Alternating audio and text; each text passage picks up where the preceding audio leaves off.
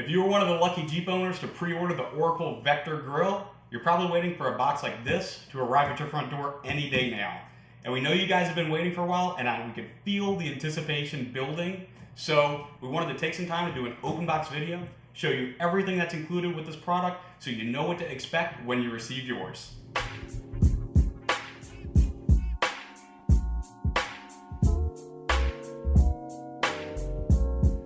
So once you take your Vector Grill out of the protective shipping box, you'll have your full color retail box here. On the back, we've got a diagram, we've got all the detailed specifications, all the information you need to know about the grill is on here. So let's go ahead and see what's inside. Once we open up our component bag, we will find that we have our installation instructions, an Oracle emblem, 2 Vector Grill decals, 6 grill retainer clips, low beam level adjuster spacers, dielectric grease, a product registration card, and our mounting posts that are going to mount onto the back of the grill with those screws that are supplied.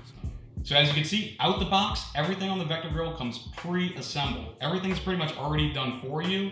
The daytime running lights, you'll notice, now have this polycarbonate lens on it. This is your diffuser. This not only protects the LEDs from rocks and other debris, but it also diffuses the light. Instead of seeing individual LEDs, it makes it look like one continuous light.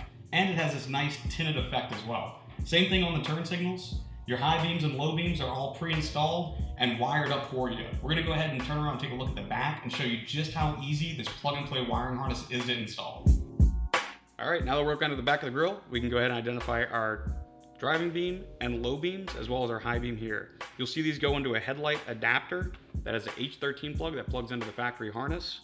The daytime running light and turn signal go into this LED driver, which then plugs in to the factory turn signal socket through this 3157 plug.